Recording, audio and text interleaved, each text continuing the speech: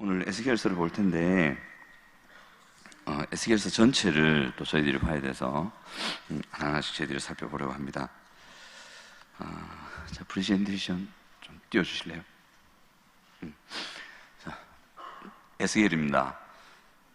네, 보시면 이 에스겔이란 사람은 이름이 하나님이 강하게 붙드신다라는 이름을 가진 사람입니다.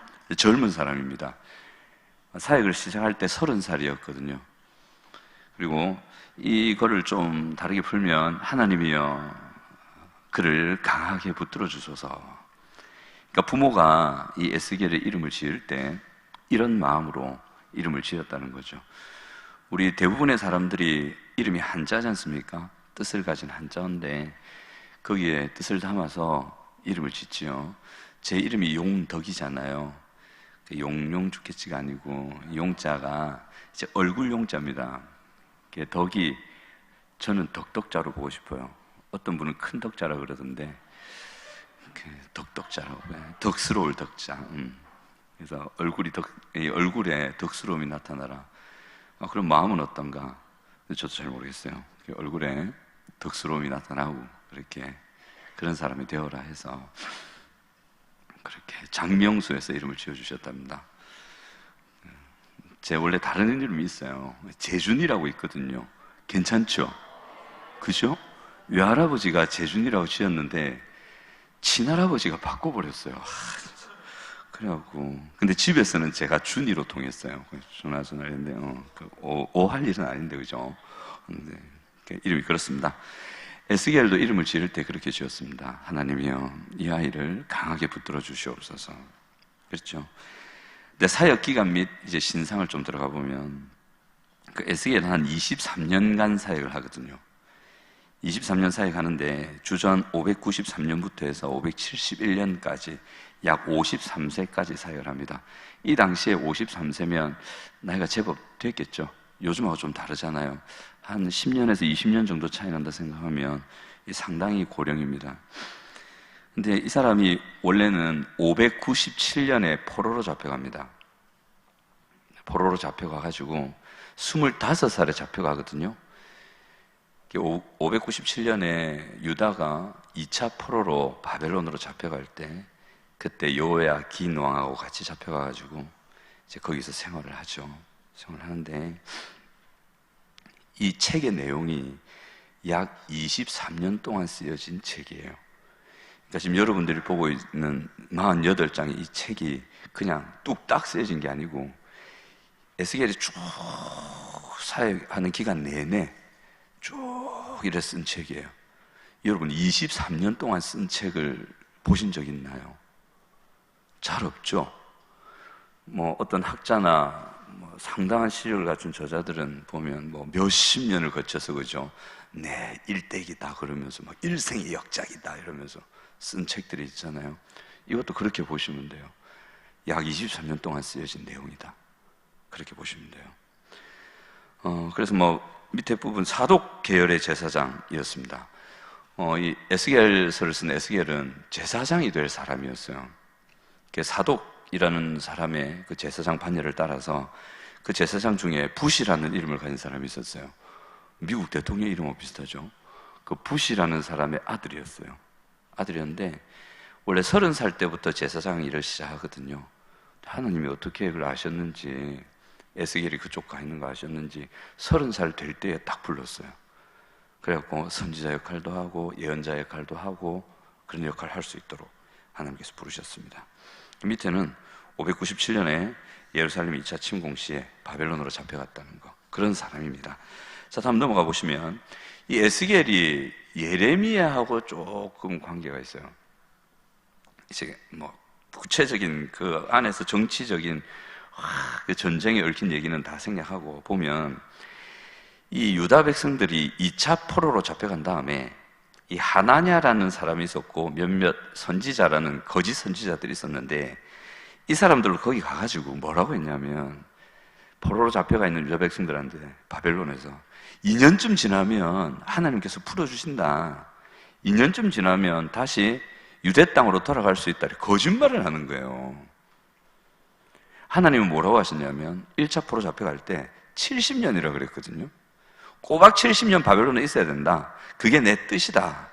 그래서 너희들은 바벨론과 싸우려고도 하지 말고 전쟁하려고 하지 말고 독립하려고도 하지 마라. 70년은 무조건 채워야 된다. 70년 지나면 내가 딱 고레스라는 인간을 세워가지고 다시 부를 테니까 그때까지는 반성하고 있어라. 이래 된 거예요. 그게 하나님의 뜻이었거든요. 그거를 예레미야가 확 전했단 말이에요. 완전 매국노잖아요. 그죠? 자기 백성들한테 너희는 포로로 순순히 잡혀가고 70년 동안 그 땅을 섬겨라. 매국노잖아요. 근데 어쩔 수 없었어요. 그게 하나님의 심판이고 하나님의 뜻이었어요. 그래 보냈는데 이 거짓 선지자들이 거짓말을 하는 거예요. 백성들이 거기서 포로로 조용히 지내야 별일이 없는데 거기서 2년 내에 하나님이 돌이킨다 이러니까 백성들이 웅성웅성하는 거죠. 그래가지고 막 요즘으로 따지면 데모를 하려고 그러고 반란을 일으키려고 그러고, 이때 반란 일으켰다가 시급하는 사람이 시드기야잖아요. 요 다음에 3차 포로 잡혀갈 때 반란을 일으키면 안 되거든요. 하나님의 뜻은 그냥 잡혀가는 거예요. 근데 이런 거짓 선지자들이 2년 내에 된다 이 말 하니까 예레미야가 답답한 거죠. 그럼 2년쯤 지나고 백성들이 막 들고 일어날 수도 있잖아요. 그럼 다 죽는단 말이에요. 바벨론 왕한테 끝장난단 말이에요. 근데 예레미야는 지금 바벨론으로 갈 수는 없고 편지를 보냈죠. 그게 아니다. 실제로 하나님의 뜻은 포로로 잡혀가서 거기서 그냥 겸손하게 거기서 자리 잡고 한 70년 느긋하게 살다 오면 된다. 반성하는 마음으로 기다리면 된다. 그게 하나님의 뜻이다. 그랬는데 이 백성들이 말을 안 듣네요. 하나냐 거짓 선지자들을 따라가고 예레미야 말을 안 들어요. 그 잡혀가는 것도 다 예레미야 말대로 됐는데, 그래 됐으면 이쯤 됐으면 들어야 되는데 그렇게 당하고도 안 들어요. 그때 백성들이 말을 안 듣고 무슨 일을 벌이려고 하니까 하나님이 나타나신 거예요. 바벨론으로 가셨죠. 그발 강가라는 데로 가신 거예요. 그래서 그발 강가 그 강둑에서 청승을 들고 있던 한 남자가 있었어요. 그 사람이 에스겔이었어요. 탁 앉아 있는데 거기에 하나님이 영광스럽게 나타나셔가지고 에스겔을 부르시는 거예요. 에스겔아, 나의 심판과 구원의 계획에 대해서 네가 이제부터 이 바벨론에 있는 포로로 잡혀와 있는 내 백성들에게 알려줘야 되겠다. 그게 에스겔서 1장 2장 내용이에요. 그렇게 들어갔죠. 밑에 표를 보시면 이사야라는 선지자가 나오는데 740년에서 680년, 이게 숫자 거꾸로 돼 있죠. 이 주전이라서 그래요. 그 다음에 예레미야가 이 연두색 글자로 쭉 627년에서 561년까지 사역을 하는데 그 사이에 에스겔이 들어가 있는 거죠. 들어가 있고, 다니엘은 상당히 오랫동안 바벨론에 삽니다. 그 다니엘하고 에스겔이 같은 바벨론에 있었어요. 에스겔은 제사장의 자녀로서 백성들 틈에 있었고, 다니엘은 귀족 자제 출신이잖아요. 다니엘은 높은 관리층으로 올라가서 지도층에 있었고 같이 바벨론에 있었어요. 아셨나요? 그러니까 둘이가 같이 살아간 거예요. 이렇게 멋있지 않나요? 와, 진짜 멋있죠. 일반 군중 속에서, 그리고 지도층 속에서 같이 하나님의 나라를 위해서 쭉 나가고 있었단 말이에요. 예레미야는 원래 그 본토에서 그 무진 고생하면서, 그러니까 하나님이 일을 안 하시는 곳이 없어요. 뭐 여기는 하나님 외면하시고 여기는 좀 적게 하시고, 아니에요. 모든 곳에서 하나님은 하나님의 사람들을 통해서 일을 하고 계십니다. 믿으시기 바랍니다. 여러분들의 직장에서나 교회에서나 여러분들의 가정에서나 학교에서나 하나님은 여러분들을 위해서, 여러분들을 통해서 하나님의 나라 일을 지금도 하고 계십니다. 자, 그 다음 넘어가시면 이제 그림을 좀 볼 텐데, 저 그림이 뭔지 아세요? 그냥 상상도일 뿐입니다. 저거 진짜라고 하면 저 이단됩니다. 제 권만이 이래 됩니다. 뭐 신천지, 뭐 권천지 이래 이상하게 돼요. 제가 신대원에 있을 때 별명이 교주였거든요. 교주. 또라이 짓을 많이 해가지고. 하여튼, 저 그림이 뭐냐면, 에스겔서 3장 이후에 나오는 그 1장, 2장의 그발강가에 하나님께서 확 나타나시는. 그리고 하도 백성들이 성전에서 속색이니까 그 하나님의 성전을 떠나는. 하지만 나중에 에스겔을 통해서 그 새로운 성전을 보여주시고 그 새로운 성전이 환상 가운데 다 지어지는 모습을 보여주신 다음에 새롭게 된 성전으로 다시 찾아오시는 하나님의 영광. 왕이 타는 마차예요, 저게. 바퀴가 4개가 있죠. 하나, 둘, 셋, 4개가 있어요. 그 다음에 저기 날개 달린 애들이 4명이 있죠. 쟤들이 그룹들이거든요. 머리가 4개 있어요, 4개. 그래갖고 왕이 타는 전차 4군데를 이렇게 쫙 둘러싸고 있어요. 그리고 바퀴가 밑에 쫙 있고, 그리고 그 위에 왕의 보좌가 다 있고, 그 보좌에 누가 앉아있잖아요. 앉아있는데 얼굴이 안 보여. 너무 환해가지고. 저 모습으로 그발 강가에 나타나셨다라고 상상을 하는 거죠. 저 진짜라고 안 했어요. 상상될 뿐입니다. 얼마나 놀랬겠어요. 강가에 포로로 잡혀갖고 한숨 푹푹 쉬고, 그렇다고 뭐 기도했던 것도 아니고, 아이고 이제 5년이나 지났는데 유대에 있었으면 내가 제사장 하고 있었을 텐데, 아이고 나 여기서 뭐하노 보고 있는데 갑자기 앞에 저게 나타난다 생각해보세요. 막 얼마나 놀랐겠어요. 그래서 하나님의 영광이 나타났다 이렇게 얘기하거든요. 저게 이제 하나님의 영광입니다. 그 다음 해보실래요? 저게 에스겔서에 나타나는 성전입니다. 근데 저 성전은요, 실제로 지어진 적이 없어요. 헤롯 성전까지는 지어졌거든요. 실제 다윗, 솔로몬을 통해서 솔로몬 성전을 크게 짓잖아요. 그 다음에 이게 와장창 예루살렘 멸망 때 다 무너지고, 그 다음에 이제 스룹바벨 성전이 다시 지어지잖아요. 굉장히 초라했어요. 그리고 나서 헤롯이 성전을 새로 짓거든요. 근데 저 성전은 에스겔서에서 나오는 성전인데 실제로 존재하는 성전이 아니에요. 근데 치수는 정확하게 다 나와 있어요. 저게 파란 줄이 제 뭔지 아세요? 길 안내선이 아니고 저게 물입니다. 저게 어디서 나오는 거냐면 이쪽으로 들어가는 게 아니고 저 가운데 성전이 있거든요. 성전 문지방에서 나오는 물이에요. 저 물이 에스겔서에 나오거든요. 성전 문지방에서 물이 흘러나와가지고 그게 점점 시내가 되고 나중에는 강이 되어서 사람이 수영을 하지 않으면 안 될 정도의 풍성한 생명수 강이 돼요. 근데 저게요, 에스겔서 47장에 가면 동쪽에 있는 바다로 들어가서 그 바다를 살린다 이렇게 표현이 나오거든요. 저기 그걸 흘러가요. 동편으로 흘러갔다 돼 있거든.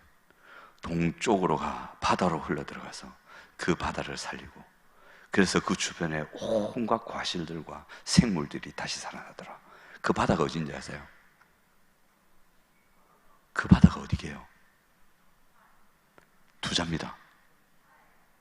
힌트 시어자로 시작함. 사해 바다였어요. 사해 바다에 물고기가 살게요, 안 살게요? 못 삽니다. 죽은 바다예요. 근데 에스겔을 통해서 그 죽은 바다가 살아나네. 그걸 에스겔에게 보여주는 거예요. 자기는 죽었다 깨어나도 생각해 본 적이 없던, 사해는 사해일 뿐, 그냥 죽은 바다일 뿐, 그걸로 끝났던 그곳이 주변에 초목이 풍성해지고 약초가 나고 다시 바다에 생물들이 살고 온갖 풍성함이 그 바다 주위에 일어나는, 그걸 보여주시네요. 이게 말이 됩니까? 요즘 개천에서 용 안 난다잖아요. 개천에서 용이 날 수 있나? 그 조그만 데서 실지렁이나 나겠지. 근데 개천에서 용이 난다니까요. 하나님이 역사하면 개천에서도 드래곤이 나옵니다. 믿으시기 바랍니다. 아이, 왜 이러세요? 믿으시기 바랍니다. 그걸 본 거예요. 저기 47장 말미에 싹 나오거든요. 이제 마지막에 쫙 가서 얼마나 가슴이 벅찼겠어요.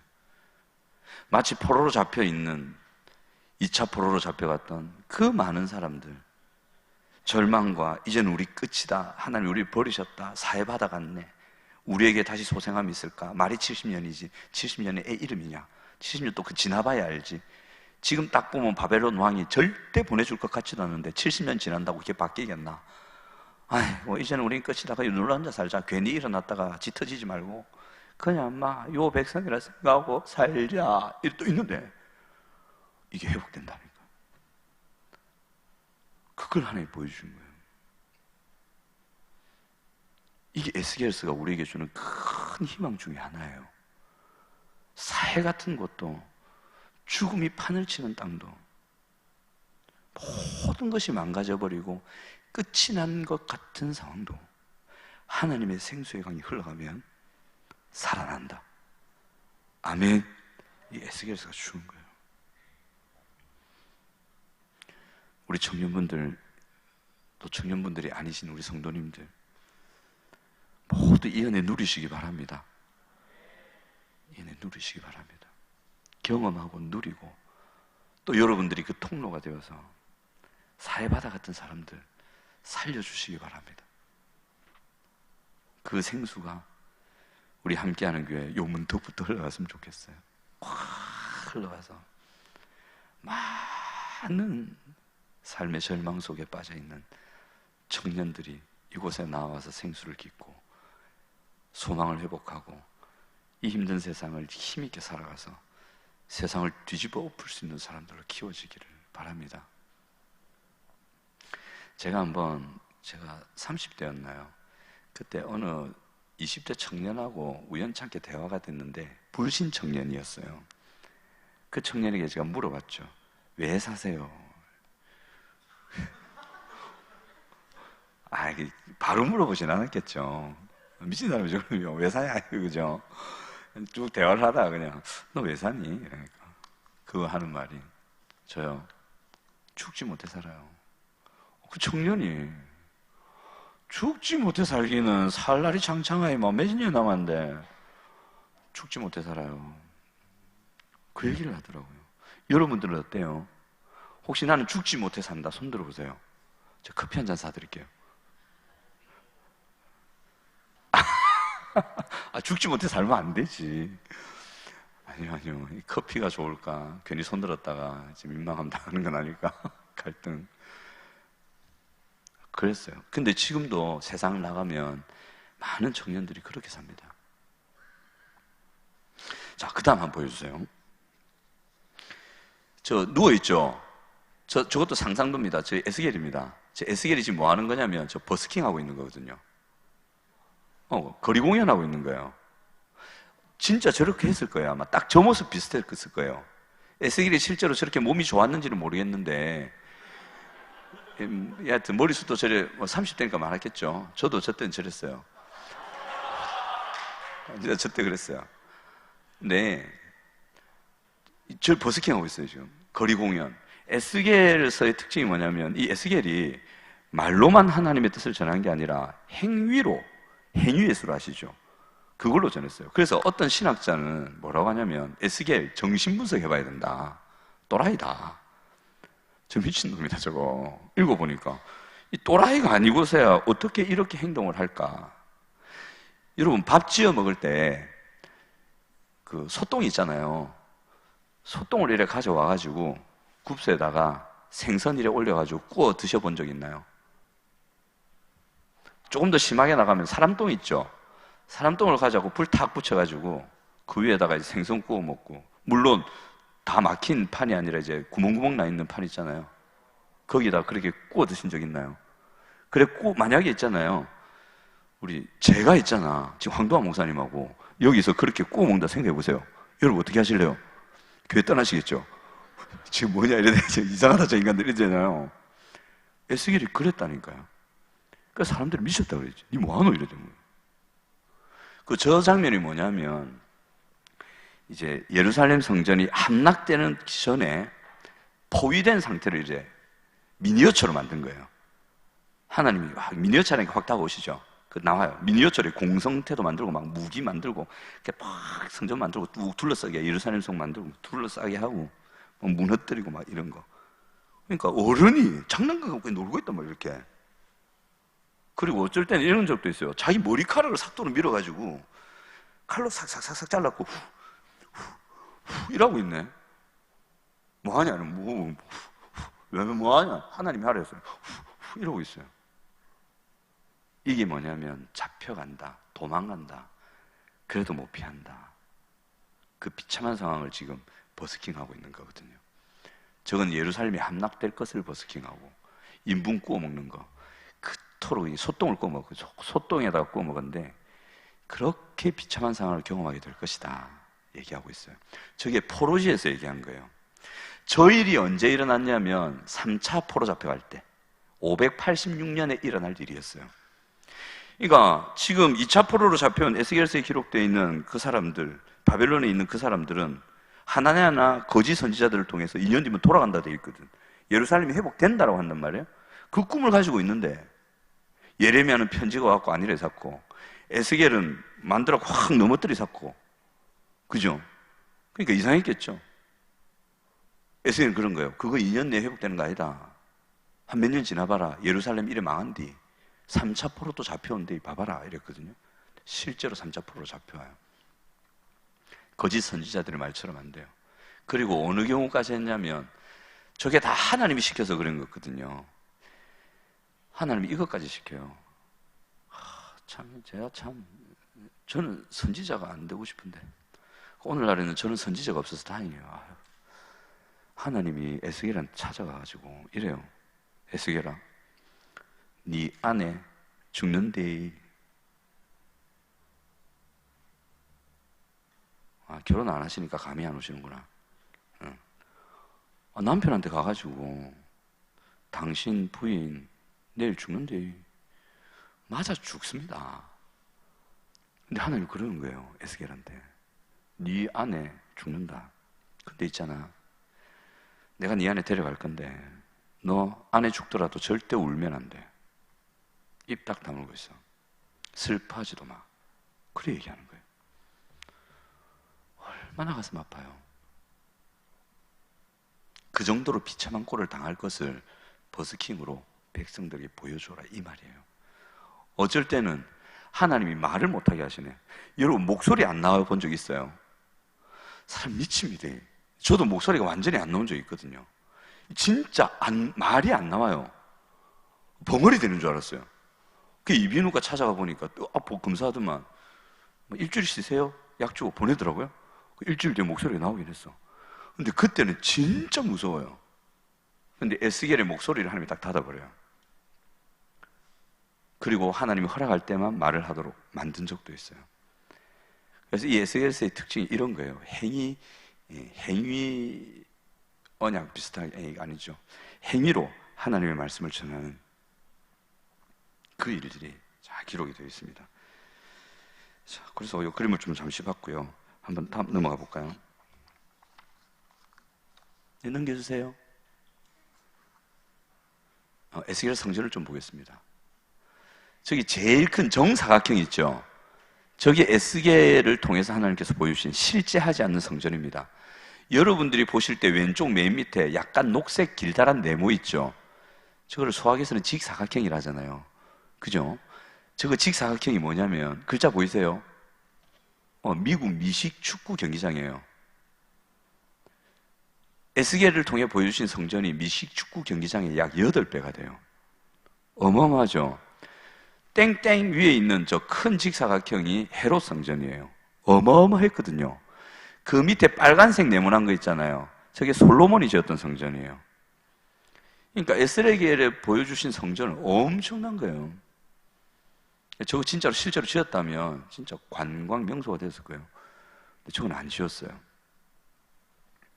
저게 이제 에스겔 성전입니다. 한번 보여드리려고. 자, 넘어가겠습니다. 이제 에스겔 전체 개관을 좀 쭉 봐보시면 조금 들어갈게요.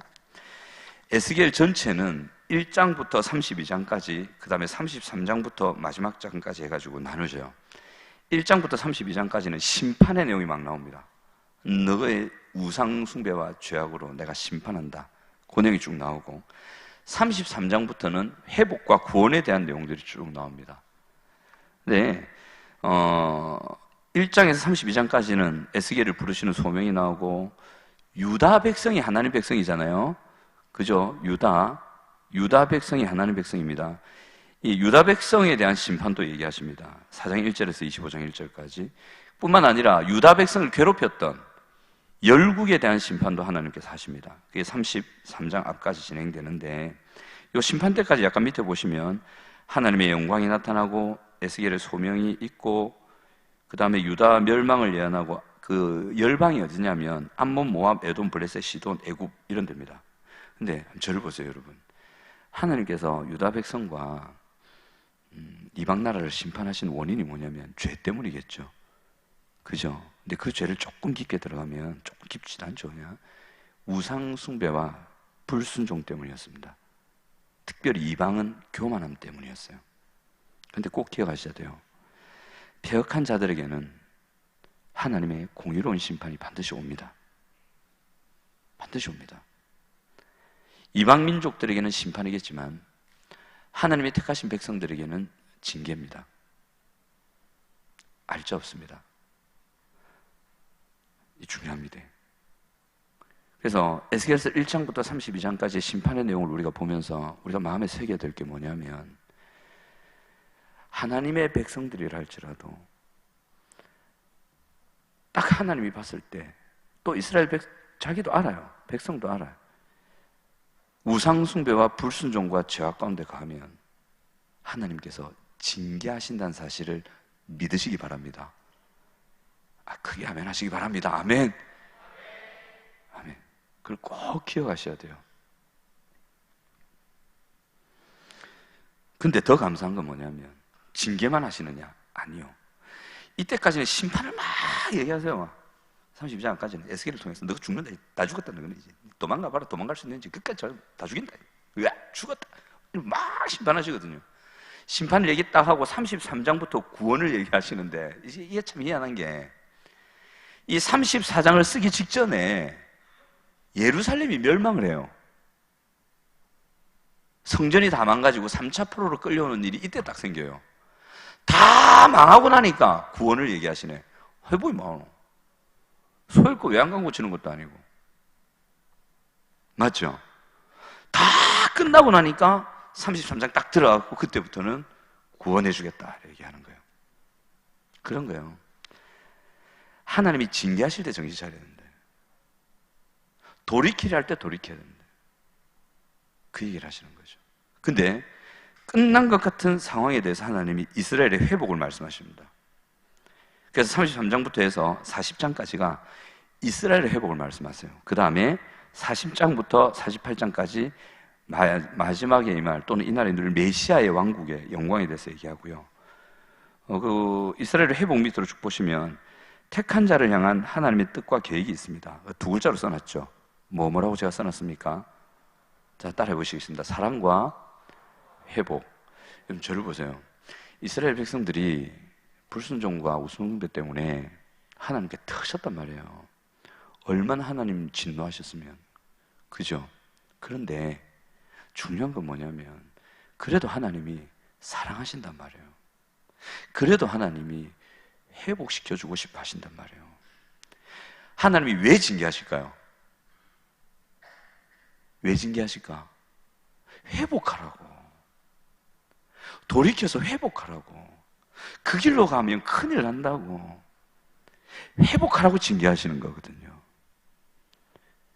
근데 회복 안 하잖아요. 그럼 징계하신단 말? 그럼 무너졌어. 절망 속에서 망가졌어. 봐라, 내가 하라 할 때 안 하고 니 좀 시급 해봐야 된다. 그리고 끝이 나나요? 아니요.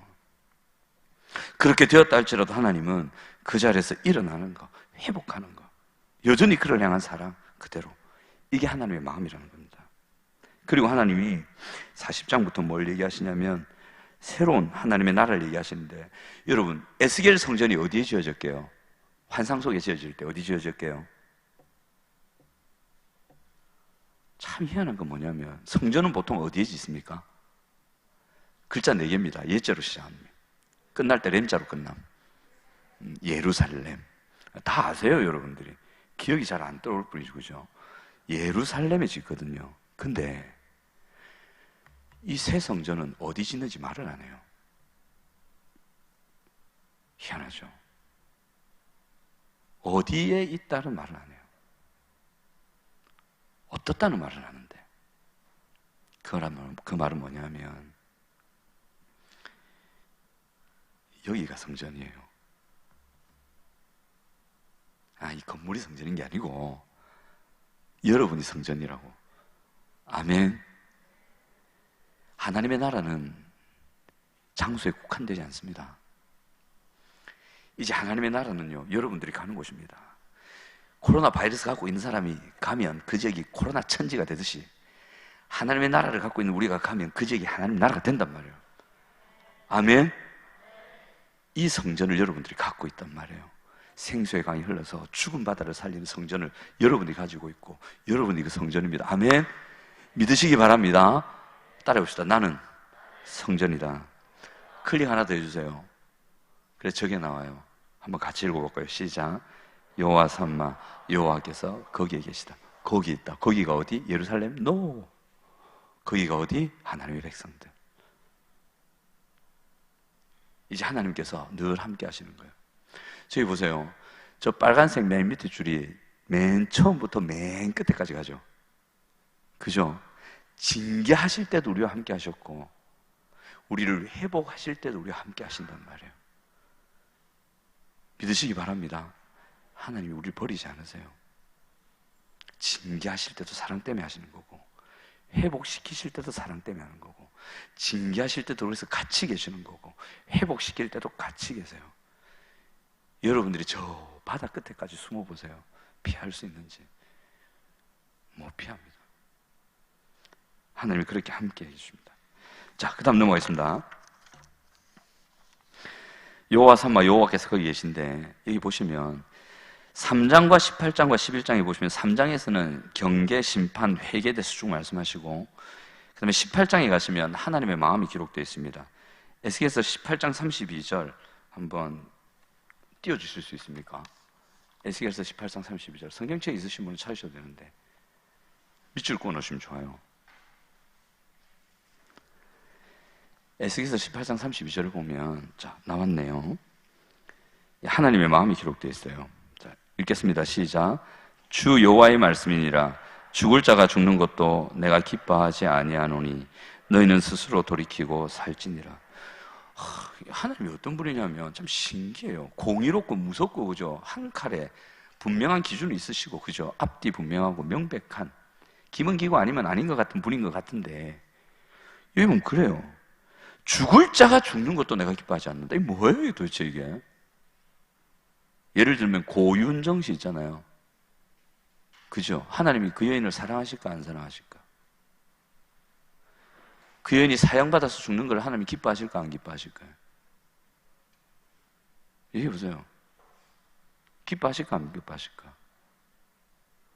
여러분들 어때요? 그 고윤정 씨 맞죠? 자기 남편 죽이고, 그러면 고 뭐 있잖아요. 그 여자 죽었으면 좋겠어요? 살았으면 좋겠어요? 많은 세상 사람들은 손깍질하고 죽었으면 좋겠다 생각하잖아요. 저도 그래 생각했어요. 지금도 그 생각이 변함없어요. 근데 하나님은 뭐래요, 지금? 죽을 자가 죽는 것도 하나님 기뻐하지 않는다. 하나님은 이런 분이에요. 경계하시고, 심판하시고, 회개하라 하시고, 징계하시는 와중에서도 하나님의 마음이 이렇다는 거 여러분 꼭 기억하셔야 됩니다. 죽을 자가 죽는 것도 난 절대 기뻐하지 않는다. 너희는 스스로 돌이키고 살자다. 그래 얘기하십니다. 그리고 11장에 가시면 11장 19절 20절 한번 찾으실래요? 예레미야서 에스겔서 11장 19절 20절 한번 같이 읽어보겠습니다. 에스겔서 11장 19절 20절 시작. 내가 그들에게 한 마음을 주고 그 속에 새 영을 주며 그 몸에서 돌 같은 마음을 제거하고 살처럼 부드러운 마음을 주어 내 율례를 따르며 내 규례를 지켜 행하게 하리니 그들은 내 백성이 되고 나는 그들의 하나님이 되리라. 여기 보시면 새 영이라는데 동그라미 하시면 돼요. 성령을 통한 치유와 회복을 말씀하십니다. 여러분, 성령을 통해서 치유되고 회복되면 여러분들은 하나님의 말씀에 순종할 수가 있습니다. 믿으시기 바랍니다. 우리는 하나님의 말씀에 신중하기 위해서 내적 치료를 자꾸 하는데 그런 분들 많잖아요. 그죠? 그래서 상담소 가고 막 내적 치유하시는 분들, 그것만 하는 분들 있잖아요. 택도 없습니다. 사람은 그렇게 건강하게 되는 것이 아닙니다. 그것도 필요한데 오늘 하나님의 말씀 분명히 얘기합니다.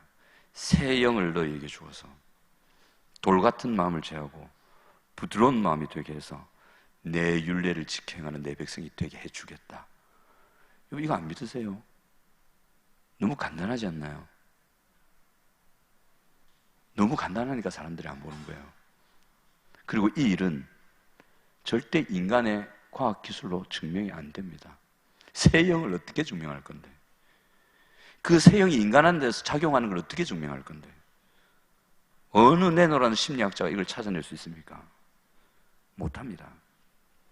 그런데 이 하나님의 은혜로 바뀐 사람 많습니다. 그 타로 전문가 신창원 맞습니까? 그 사람이 그거 아세요, 여러분? 그 파포신 최일도 목사님 있잖아요. 그분하고 거의 뭐 삼촌 조카는 사이잖아요. 그런데 이 신창원이가 어떻게 바뀌었는지 아세요? 저 제3국, 저 동남아시아 있잖아요. 제가 듣기로는 자기가 오랫동안 모아온 영치금 있잖아요, 돈. 그냥 돈, 이래 사람들이 찾아오고 조금씩 주면 이렇게 모아놓는 거 있잖아요. 그거 모아가지고, 그애가 심장병인가 하여튼 큰 병이 걸렸어요. 걔 수술비로 그걸 줬어요. 그러니까 이 동남아 애가 편지를 쓴 거예요. 신창원한테 아빠라 그랬어요. 아빠 데리고 우리나라로 오고 싶어요. 저 수술 시켜줘서 고마워요. 아빠 너무 보고 싶어요. 신창원이가 그 편지를 들고 감옥에서 펑펑 온 거예요. 이걸 최일도 목사님이 얘기하셨어요. 여러분, 누가 그 인간을 바꿉니까? 심리치료했습니까? 그런가요? 아니요. 우리의 그런 심리치료와 접근법이 필요 없다는 것이 아니라 오늘 분명히 얘기해요. 하나님의 영으로 새 영으로 인간은 바뀔 수 있다. 믿으시기 바랍니다. 그게 로마서요. 그게 하나님 나라 복음이요. 이 하나님의 영으로 인간이 바뀔 수 있다. 이 하나님의 영으로 죽은 것 같은 바다도 살 수 있다. 그 생수의 강이 성령이요. 요한복음에 나와요. 나를 믿는 자는 그 배에서 생수의 강이 흘러나리라. 그 생수의 강은 성령이다 라고 얘기 나옵니다. 그 사람 안에 생수의 강 성령이 가득 차면 그 성령이 그를 통해 또 흘러가서 그 주변까지 흘러가서 자기가 가는 공동체와 교회와 나라를 살리는 사람이 된다. 믿으시기 바랍니다. 에스겔서가 이 얘기를 하는 거예요. 저는 그래서 에스겔서를 너무 좋아합니다. 이거를 너무 구체적으로 풀어놨어요. 특별히 에스겔서 36장은 이 작용을 너무 구체적으로 풀어놨어요. 그리고 이것을 어떻게 누리는지까지 기록을 해놨어요. 그 한 장에.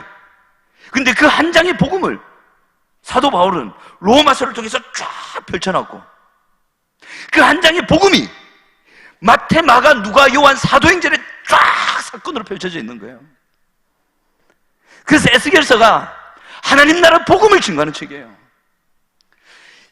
그날에 성령 하나님이 이 땅에 오시는데 그 성령이 이 땅에 오실 때에 하나님의 백성들이 회복되고 하나님의 친백성이 되고 그들의 삶이 회복되고 그들의 가는 곳에 하나님의 나라, 하나님의 교회가 세워질 것이다. 에스겔서가 말해요. 예수님이 오심으로 인해서 성령이 역사하기 시작하잖아요. 그 복음서에 그 일이 일어나죠. 사도행전에 그 일이 일어나죠. 이 일을 정돈을 쫙 해는 게 로마서란 말이에요. 그렇게 해야죠. 그래서 회복을 이제 보시면 33장부터 구원과 소망을 얘기하시고 에스겔서 33장 11절 한번 보여주실래요? 에스겔서 33장 11절. 여기도 같은 내용인데 제가 읽어드릴게요. 너는 그들에게 말하라. 주 여호와의 말씀이니라. 나의 삶을 두고 맹세하노니 나는 악인이 죽는 것을 기뻐하지 아니하고 악인이 그의 길에서 돌이켜 떠나 사는 것을 기뻐하노라. 이스라엘 족속아 돌이키고 돌이키라. 너희 악한 길에서 떠나라. 어찌 죽고자 하느냐 하셨다 하라. 그렇죠? 이게 하나님 말씀이에요. 역시 36장에 얘기하십니다. 36장 26절, 27절 좀 띄워주실래요? 36, 26, 27 같이 한번 읽어보겠습니다. 시작. 또 새 영을 너희 속에 두고 새 마음을 너희에게 주되 너희 육신에서 굳은 마음을 제거하고 부드러운 마음을 줄 것이며 또 내 영을 너희 속에 두어 너희로 내 율례를 행하게 하리니 너희가 내 규례를 지켜 행할지라. 아멘. 여기도 새 영이 나와요. 새 영이 나와서 너희 속에 굳은 마음, 돌 같은 마음 다 제하고 부드러운 마음을 줄 것이다. 내 영을 너희 속에 두어서 내 율례를 행할 수 있도록 해주셨다. 이게 어디 나오냐면요, 마태복음에 나오잖아요. 예수님이 이 땅에 오신 이유는 뭐 때문에 오셨다? 자기 백성을 어디서 구원하시려고? 어디서 구원하시려고? 그거예요. 이게 그거요. 죄나 딸랑 용서하고 막 됐다 막 용서했다 그게 아니요. 죄에서 구원하신단 말이 그 말이 아니요. 용서는 기본이고 우리 속에서 지금도 작용해서 우리 마음에서 역사해서 우리가 불순종하게끔 만드는 그 죄의 힘, 그 힘을 하나님의 성령을 보내서 새 마음이 되게 해서 굳어진 그 마음을 부드럽게 녹아내리게 하고 하나님께 대적하려는 내 마음을 녹여서 하나님께 순종하는 마음으로 바꿔주겠다 그 말이에요. 아멘. 그게 죄에서 구원한단 말이에요. 그 에스겔서가 복음을 얘기하고 있는 거예요. 이게 된다는 말이에요. 구약에서는 안 됐어요. 예수를 통해서 성령이 강림한 그 일부터 일이 되는 거예요. 여러분들에게 일이 됨을 믿습니다. 아멘. 이걸 통해 하나님이 어떤 분이신가? 죄에 대해서는 징계하시고 또 죄를 정결케 하시는 분인데 참 감사한 일이죠. 어떤 꼬마가요, 한 7살, 8살 된, 한 8살 지났겠구나. 초등학교 그 발표 때 했으니까. 이 아빠가 바람이 나고 집을 나간 거야.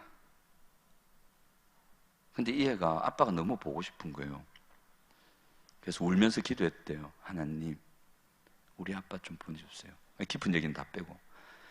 그래서 그 자리에서 아빠가 딴 다 왔는데 없으니까 아빠가 나한테 왔으면 좋겠다고 막 기도했어요. 아빠 왔게요, 안 할게요? 안 왔으면 얘기를 안 하겠죠. 왔어요. 그 삶을 돌이키고 왔어요.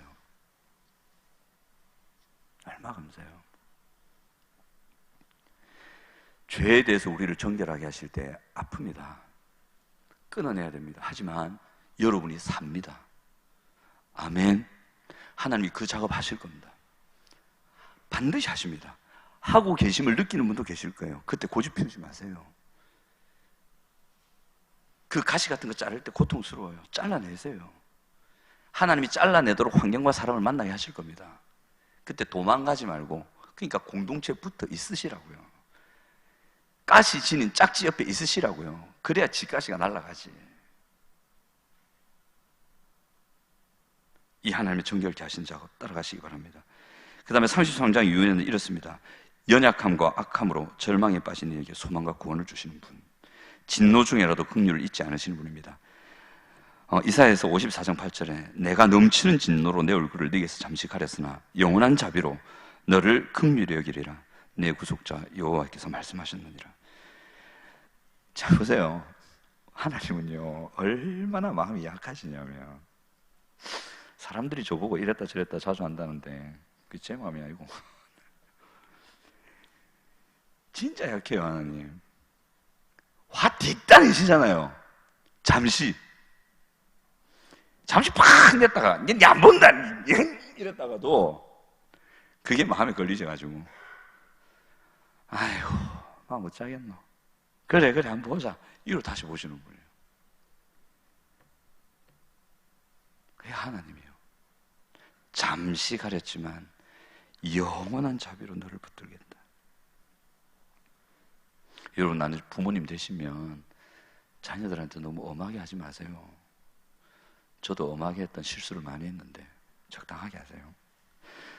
자, 그래도 보시면 성령을 통해 우리를 치유하시고 회복하시는 분이 하나님이시다. 본문을 통해 알았습니다. 그 다음 잠시 넘어가겠습니다. 자, 성령의 사역인데 잠시 성경 역사를 보고 넘어가면 예레미야는요, 예레미야하고 에스겔하고 연관이 됐잖아요. 예레미야가 그 바벨론까지 못 오니까 예레미야를 통해서 하실 사역을 지금 하나님이 에스겔을 통해서 하신단 말이에요. 그죠? 근데 예레미야는 주로 하나님의 말씀을 통한 치유와 회복을 말했어요. 하나님의 말씀, 여호와의 말씀으로 얘기를 했단 말이에요. 근데 에스겔은요, 하나님의 성령, 새영, 하나님의 영으로 치유되고 회복된다 얘기를 한단 말이에요. 그래서 에스겔서를 읽을 때는 반드시 성령의 관점에서 보셔야 돼요. 영적 혁신을 통한 중생, 이때 여러분 하나님의 자녀가 되고 죄의 세력에서 여러분 풀려납니다. 믿으시기 바랍니다. 자, 따라합니다. 나는 죄의 세력에서 풀려나 있다. 자, 큰 소리로 다시, 나는 죄의 세력에서 풀려나 있다. 아멘. 풀려나 있어요. 자꾸 풀려날 것이라고 착각하고 계신 분들이 많아서 곤란해요.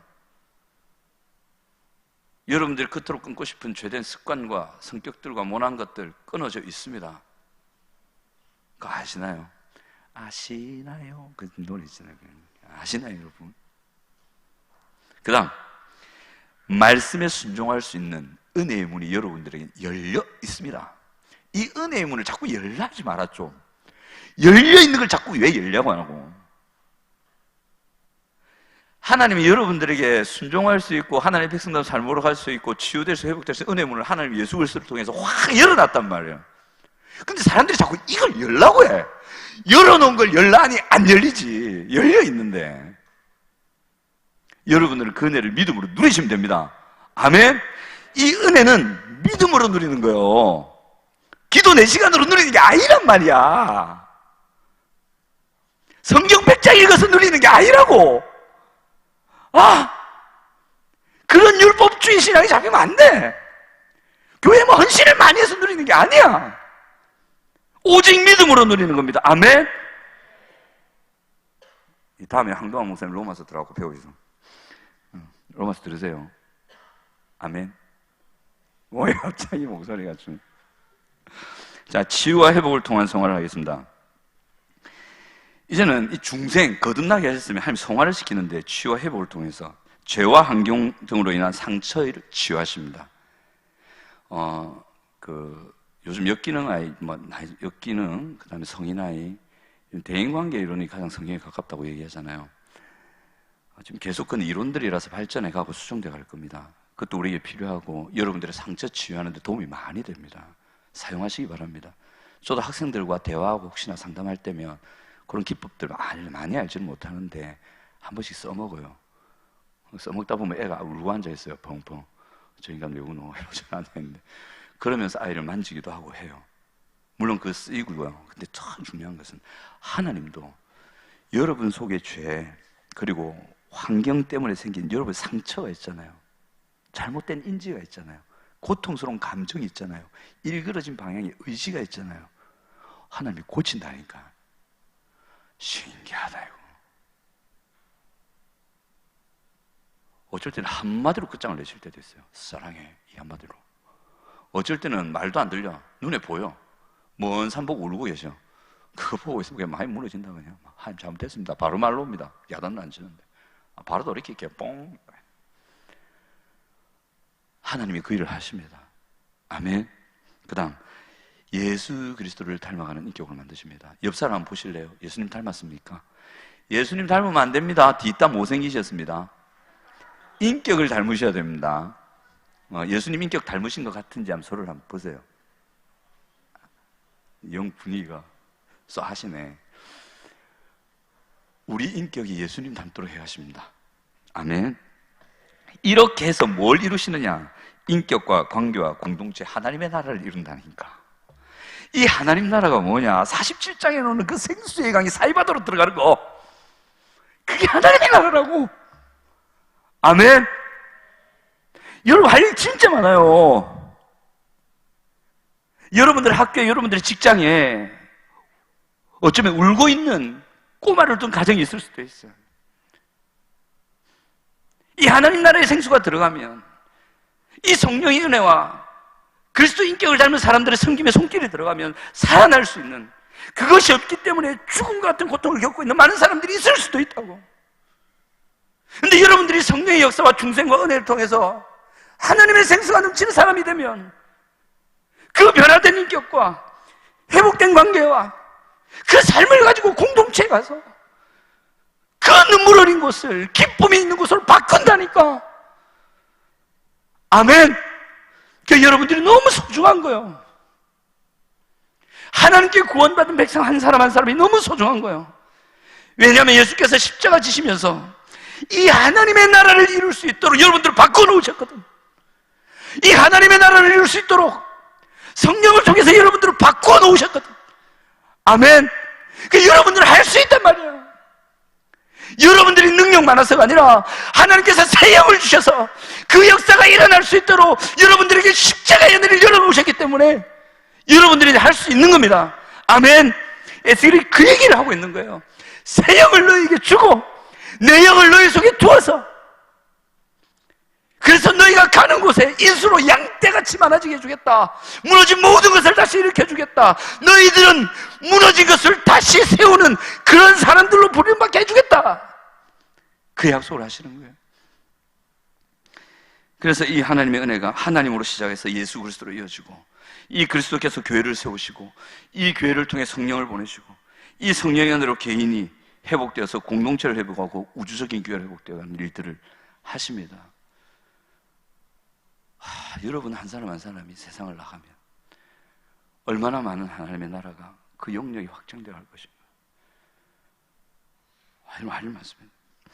그래서 에스겔서 11장 19절 20절, 에스겔 30장 1다 봤고요. 에스겔 40장 8절 9절, 요한복음 7장 38절, 요한복음 7장 38절을 보시면 나를 믿는 자는 그 배에서 생수의 강이 흘러나리니 그 생수의 강은 성령이다. 아멘. 예수님이 그 말할 때 어떻게 했는지 아세요? 성전에 가셔가지고 사람들이 먼 때같이 모여있는데 꽉 모여있단 말이에요. 웅성웅성 악사지고 막 시끄럽단 말이에요. 거기서 이런 거예요. 새 고래고래 가음치면서 얘기하신 거예요. 이게 그냥 오 나를 믿는 자는 생수의 강이 흘러난다 이래진 게 아니고, 나를 믿는 자는 그 배에서 생수의 강이 흘러난다. 나를 믿는 자는 에스겔에 말했던 그 새영 성령이 그 배에서 흘러갈 것이다.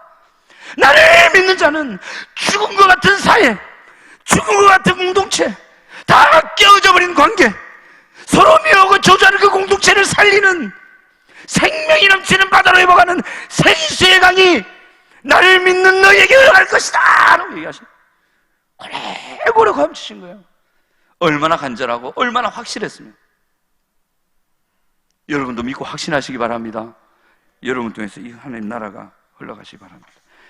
이제 그 다음 가시면 같은 내용인데, 이제는 우리는 어떻게 해야 할 것인가. 여러분, 악에서 떠나도록, 악에 빠지지 않도록 스스로와 이웃을 경계하셔야 됩니다. 아무리 사랑이지만 아닌 것은 아니라고 말해야 됩니다. 우리 다준 쉐마 학생들이 너무 배가 고파가지고 카페에서, 많은 양은 아니겠지만 한번 이제 그냥 너무 급해서 먹은 적이 있는 것 같습니다. 그래서 그게 있어서 저는 그렇게 할 생각입니다. 그냥 넘어가고 다음부터 그러지 말라 그러시던데, 아니요, 배상해야지. 그게 법이지. 그게 도리잖아. 그래서 CCTV를 돌릴 생각입니다. 돌려가지고 비록 배고파서 먹은 거지만 돌려서 양심껏 다 돈 내놔라, 아니면 먹었던 라면 다 개내라 해야 되겠죠. 그렇게 할 생각입니다. 그게 교육이겠죠. 그리스도인은 타협하지 말아야 될 부분에서는 타협하시면 안 됩니다. 하지만 사랑하셔야 됩니다. 그 다음 보시면, 옆에 보시면 절망을 딛고 일어나도록 격려하셔야 되고 절망하지 않도록 격려하셔야 됩니다. 이게 하나님의 뜻입니다. 그래서 하박국은 그러죠. 진노 중이라도 긍휼을 잊지 마시고 수년 내에 주의 놀라운 은혜를 회복시켜 주십시오. 성령의 새바람이 부는 한 해 우리 함께하는 교회 못 두잖아요. 이 올해에 이 표가 정말 이루어졌으면 좋겠습니다. 여러분들에게 이 생명의 성령의 생수의 강이 확 흘러가서 여러분들이 살아나고, 또 여러분들이 가서 여러분들의 가정을 살리고,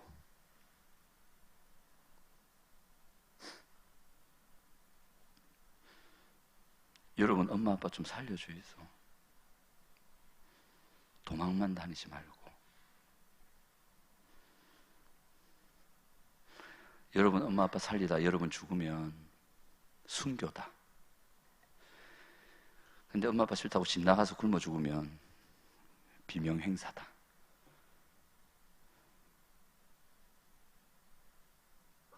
심리학에서는 자녀가 부모를 섬기면 역행이라고, 그 아이가 잘못하면 정서적으로 죽을 수 있다고 하지만 나는 그렇지 않은 경우도 많이 봤어요.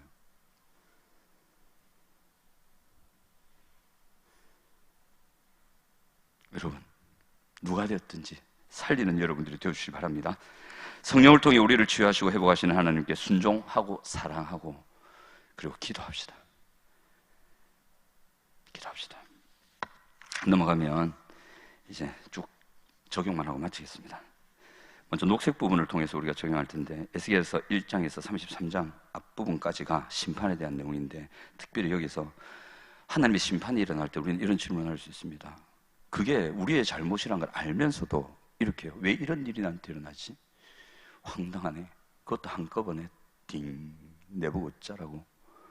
왜 이러십니까 하나님? 물론 내가 잘못한 건 알겠는데 여기까지 하실 필요가 있나요? 너무 심한 거 아니신가요? 하나님이 저와 함께 하시긴 하는 겁니까? 돕긴 도우시는 거 맞습니까? 하나님 일하겠다고 하는데 왜 이런 일이 저한테 일어나냐? 그렇게 물어볼 수 있습니다. 하지만 그때 우리는 이걸 가져야 됩니다. 그럼에도 불구하고 하나님은 나를 도우시고 나를 치유하시고 나를 일으키시는 분이다. 그리고 그 하나님이 나와 함께 하고 있다. 믿으시기 바랍니다. 그것도 기억하세요. 인간의 삶이 무너지는 이유는 상처 때문만이 아닙니다. 엄마 아빠 잘못 만나서 잘못된 습관 세워져서 그런 거 아닙니다. 자꾸 그런 비상적인 쓸데없는 쓰레기 같은 소리에 넘어가지 마시고 성경으로 돌아가서 어떤 쓰레기 같은 삶을 살았다 할지라도, 무너진 관계 속에서 사랑받지 못했다고 긁다 할지라도 성경 어디에도 그런 사람은 그렇게 살아야만 된다고 기록된 데 찾아볼 수 있는지, 아빠한테 두드리 맞을 큰 놈은 아빠 되어서도 자기 새끼 때린다고 기록된 데가 어디 있는지, 꼭 그렇게 살아야만 된다고 기록된 성경이 어디 있는지 갖고 와보라고 내한테. 오히려 성경은 뭐라고 하느냐? 그렇게 살았다 할지라도 새 사람 만들어주겠다. 그 고통 중에 있었다 할지라도, 온갖 사람들에게 비난받는 자리까지 떨어졌다 할지라도 네가 여호와를 기쁘시게 하면 내가 많이 내게 칭찬 듣는 도로 내가 만들어주겠다. 아멘. 그게 하나님이에요. 그게 에스겔이 말하는 거예요. 그 포로주에 있는 백성들에게 실제로 예언하는 중에 예루살렘 성이 다 무너지고 포로로 잡혀와서 비참한 자리에 있는 그들에게 이 회복의 하나님을 에스겔은 강하게 전하고 있는 거예요. 사해바다 같은 너희 같은 상황이지만 하나님 그래도 사랑의 하나님 너희를 함께하고 너희를 반드시 회복시킬 것이다. 그 하나님을 믿어라. 그 하나님이 너희와 함께한다. 그 얘기 하시는. 그 다음 넘어가시면 회복으로 넘어오셔서 이스라엘의 회복입니다. 여러분, 자신의 연약함이나 악함 속에 절망을 경험하고 있을 때, 극복할 수 없을 것 같은 절망적인 상황일 때, 여러분 성령님을 통한 하나님의 회복을 믿고 기도하십시오. 여러분 직장 구할 때 하루에 2시간씩 기도해 보셨어요? 미쳤다 그러겠죠? 저는 그렇게 했어요. 직장 구해집디다. 물론 기도만 한 건 아니죠. 나름으로 열심히 노력하고 했죠. 근데 저는 이 두 케이스를 봤어요. 첫 번째 케이스, 전데요. 제가 이제 함께하는 교회에서 훈련을 받으면서 사역을 쉬었잖아요.